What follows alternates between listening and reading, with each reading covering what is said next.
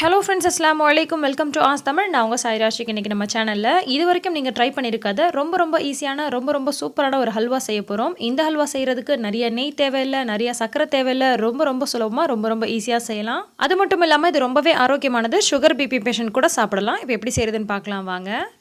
First இதுக்கு தேவையான பொருட்கள் பார்த்துடலாம். 100 கிராம் அளவுக்கு கொட்டை நீக்கிய பேரிச்சம்பழம் எடுத்து வச்சிருக்கேன். பேரிச்சம்பழ ஹல்வா தான் இன்றைக்கி நம்ம செய்ய போகிறோம். அதுக்கு ஒரே ஒரு டேபிள் ஸ்பூன் அளவுக்கு மட்டும் சர்க்கரை போதும். ஒரு டேபிள் ஸ்பூன் அளவுக்கு நெய் இருந்தாலே போதும்.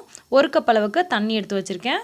கொஞ்சமாக முந்திரி, கொஞ்சமாக பாதாம் எடுத்து வச்சுருக்கேன். உங்கள்கிட்ட பாதாம் இல்லைனா முந்திரி மட்டும் கூட போட்டு செஞ்சுக்கலாம். இப்போ ஒரு ஜார் எடுத்துகிட்டு நம்ம எடுத்து வச்சுருக்க அந்த பேரிச்சம்பழத்தை போட்டுக்கலாம். பேரிச்சம்பழம் வந்து நான் 100 கிராம் எடுத்திருக்கேன். 100 கிராமில் கொட்டை நீக்கிட்டு நான் அந்த மாதிரி போட்டிருக்கேன்.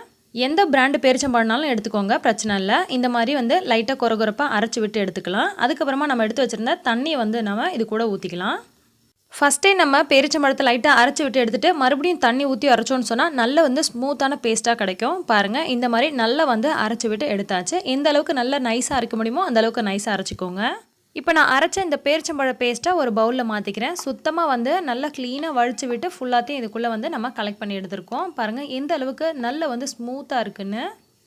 செம்ம டேஸ்ட்டாக இருந்துச்சுங்க. கண்டிப்பாக நீங்கள் ட்ரை பண்ணி பாருங்கள். ஸ்பெஷலாக இந்த தீபாவளிக்கு நீங்கள் இந்த மாதிரி டிஃப்ரெண்ட்டாக செஞ்சு பாருங்கள். எப்போதுமே ஒரே மாதிரி ஹல்வா வந்து வேண்டாம். இது சூப்பராக இருக்குது, ரொம்ப ஆரோக்கியமும் கூட.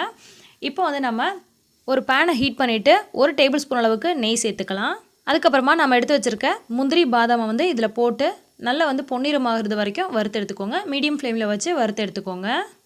ரொம்ப கலர் மாறக்கூடாது. ஹையில் வச்சு வறுத்தீங்க அப்படின்னு சொன்னால் சீக்கிரமாகவே வந்து கலர் மாறி ஒரு மாதிரி தீஞ்சு போன மாதிரி ஆகிடும். ஸோ வந்து லோ ஃப்ளேமில் அல்லது மீடியம் ஃப்ளேமில் வச்சு இந்த மாதிரி பொன்னிறமானோடனே எடுத்துருங்க. தனியாக ஒரு பிளேட்டில் எடுத்து வச்சுக்கோங்க. இது ஒரு ஓரமாக இருக்கட்டும். இதை நம்ம கடைசியில் தான் சேர்க்க போகிறோம். அதுக்கப்புறமா நம்ம அரைச்சி வச்ச பேரிச்சம்பழ பேஸ்ட் இருக்கு இல்லையா, அதை வந்து இதுக்குள்ளே கொட்டி நல்லா வந்து கிளறிக்கலாம். பேரிச்சம்பழத்தில் நேச்சுரலாகவே ஸ்வீட்னஸ் இருக்கும். ஸோ நம்ம இதில் அதிகமாக சர்க்கரை சேர்க்க வேண்டிய அவசியமே இருக்காது. இந்த மாதிரி நல்லா கலந்து விட்டுக்கோங்க. நல்லா கலந்து விட்டுட்டு இது கூடவே நம்ம எடுத்து வச்சுருக்க அந்த சர்க்கரை இருக்கு இல்லையா, அதையும் சேர்த்துக்கலாம். ஒரு டேபிள் ஸ்பூன் அளவுக்கு சர்க்கரை சேர்த்தாலே இதுக்கு தாராளமாக போதுங்க. இதுவே நீங்கள் வந்து சுகர் பேஷண்ட்டாக இருக்கீங்க, இல்லை எனக்கு அதிகமாக சர்க்கரையே பிடிக்காது அப்படின்னு நினைக்கிறவங்க சர்க்கரை சேர்க்க வேண்டிய தேவையே இல்லை. சர்க்கரையை வந்து நீங்கள் ஸ்கிப் பண்ணிடலாம். பட் நார்மலாக ஹல்வா சாப்பிட்ற அளவுக்கு சர்க்கரை விரும்புகிறவங்க ஒரு டேபிள் ஸ்பூன் அளவுக்கு மட்டும் சர்க்கரை சேர்த்துக்கிட்டாலே போதும். சர்க்கரை சேர்த்துட்டு இந்த மாதிரி நல்லா கலரும் போது பார்த்திங்கன்னா ஒரு மாதிரி நல்ல கிளாஸியாக வரும். இந்த ஹல்வா ஃபுல்லாக ரெடியாகி முடிக்கிறதுக்கு 10லேருந்து 15 நிமிஷம் ஆகுங்க. ஸோ சர்க்கரை சேர்த்து இந்த மாதிரி இறுக்கி வந்ததுக்கப்புறமா ஒரு டேபிள் ஸ்பூன் அளவுக்கு நெய் சேர்த்துக்கிறேன். நெய் இந்த சமயத்தில் சேர்த்து தான் ஆகணுன்ற அவசியம் கிடையாது. சேர்த்திங்கன்னா இன்னும் கொஞ்சம் கூடுதல் சுவை, கூடுதல் மனம் நிறையா இருக்கும். இப்போ பார்த்தீங்கன்னா ஒரு 8லேருந்து 10 நிமிஷம் ஆயிடுச்சு. இந்த சமயத்தில் நமக்கு இந்த மாதிரி வந்திருக்கு பாருங்கள். இந்த மாதிரி பேனில் எங்கேயுமே ஒட்டாமல் வந்திருக்கும். ஆனால் இது கொஞ்சம் பார்த்தீங்கன்னா நல்லா மெல்ட் ஆன மாதிரி கொஞ்சம் வந்து தளர்வாக இருக்கு இல்லையா, இது வந்து இன்னும் நமக்கு நல்லா கொஞ்சம் கெட்டியாகி வரணும். இந்த மாதிரி கொஞ்சம் கெட்டியானதுக்கப்புறமா கை விடாமல் கலந்து விட்டுட்டே இருங்க. பேரிச்சம்பழத்தில் எந்த அளவுக்கு சத்து இருக்குது அப்படின்றது நிறைய பேருக்கு தெரியும். குழந்தைங்கள்லேருந்து பெரியவங்க வரைக்கும் எல்லாருமே சாப்பிடலாம். இதில் சில நோய்களுக்கான நிவாரணி கூட இருக்குதுங்க.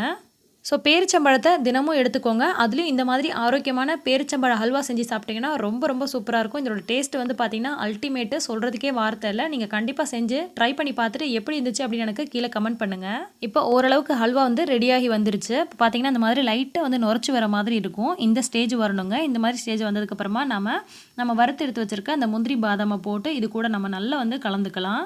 நான் வந்து பாதாம் முந்திரி மட்டும் தாங்க போட்டிருக்கேன். நீங்கள் விருப்பப்பட்ட நட்ஸ் எதுனாலும் சேர்த்துக்கலாம். அதே மாதிரி கிஸ்மிஸ் விருப்பப்படுறவங்க கூட சேர்த்துக்கலாம். இந்த மாதிரி நல்லா கலந்து விடும்போது பார்த்திங்கன்னா இந்த மாதிரி பேனில் எங்கேயுமே ஒட்டாமல் கெட்டி ஆகிட்டு வருது பார்த்திங்களா, இதுதான் வந்து சரியான பக்குவம். இந்த அளவுக்கு வரும்போது எடுத்தால் தான் நமக்கு நல்ல டேஸ்ட்டாக சூப்பராக இருக்கும். இப்போ நான் ஸ்டவ் ஆஃப் பண்ணிவிட்டு நெய் தடவி வச்சுருக்க ஒரு தட்டில் வந்து இதை கொட்டிக்க போகிறேன். பாருங்கள், இந்த மாதிரி கொட்டும் போது தளர்வாக தண்ணி மாதிரி ஊற்றாமல் இந்த மாதிரி கொஞ்சம் கெட்டியாக இருந்தால் தான் பர்ஃபெக்டான டேஸ்ட்லேயும் இருக்கும். நமக்கு க்யூப்ஸாக வந்து கட் பண்ணுறதுக்கும் சரியாக வரும். இதை வந்து இப்போ ஒரு ஸ்பூனை வச்சு இந்த மாதிரி பரத்தி விட்டுறலாம். பேரிச்சம்பழத்தில் இருக்கிறது இயற்கையான இனிப்புங்க. சர்க்கரை வந்து நம்ம ஒரு ஸ்பூன் மட்டும் தான் போட்டிருக்கோம். ஸோ இதை வந்து சுகர் பேஷண்ட், பிபி பேஷண்ட் எல்லாருமே சாப்பிடலாம். ஒரு ஸ்பூன் சேர்த்துருக்க சர்க்கரையை கூட நீங்கள் வேணும்னா வந்து ஸ்கிப் பண்ணிக்கலாம். ஏன்னா அப்படியே இது வந்து ரொம்ப சூப்பராக இருக்கும். இப்போ 1 மணி நேரத்துக்கு அப்புறமா இந்த மாதிரி கத்தி வச்சு பீஸ் போட்டுக்கலாம். பாருங்கள், கட் பண்ணும்போது எவ்வளோ சாஃப்டாக ஸ்மூத்தாக இருக்குன்னு. நட்ஸ் எல்லாம் கொஞ்சம் நிறைய போட்டிருந்தோன்னு சொன்னால் அது சாப்பிடும்பொழுதே வந்து இடையில கடிபட்டு ரொம்ப சூப்பராக இருக்கும் சாப்பிடும்பொழுது. பாருங்கள் எந்த அளவுக்கு நல்லா வந்து ஸ்மூத்தாக நல்லா சாஃப்டாக இருக்குது பாருங்கள். பேரிச்சம்பழத்தில் தான் இது வந்து செஞ்சீங்களா அப்படின்றது யாருக்குமே கண்டுபிடிக்க முடியாது. டேஸ்ட்டாக சூப்பராக இருக்குன்னு சொல்லுவாங்க. ஆனால் இது வந்து பேரிச்சம்பழத்தில் செஞ்சுருக்கீங்க அப்படின்றது யாராலையும் கண்டுபிடிக்க முடியாதுங்க.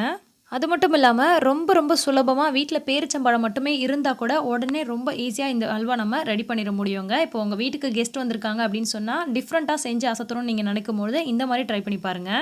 ஆல்ரெடியே நம்ம சேனல்ல கோதுமை ஹல்வா போட்டிருக்கேன். ரொம்ப ஃபேமஸான பாம்பே ஹல்வா போட்டிருக்கேன். அது மட்டும் இல்லாம ரொம்ப ரொம்ப சூப்பரான பீட்ரூட் ஹல்வா போட்டிருக்கேன். இதையுமே நீங்க ட்ரை பண்ணி பாருங்க. கீழ இருக்கக்கூடிய டிஸ்கிரிப்ஷன் பாக்ஸ்ல லிங்க் குடுக்குறேன். ஸோ இந்த ரெசிபி உங்களுக்கு பிடிச்சிருந்தா கண்டிப்பா லைக் பண்ணி மத்தவங்களுக்கும் ஷேர் பண்ணுங்க. நன்றி.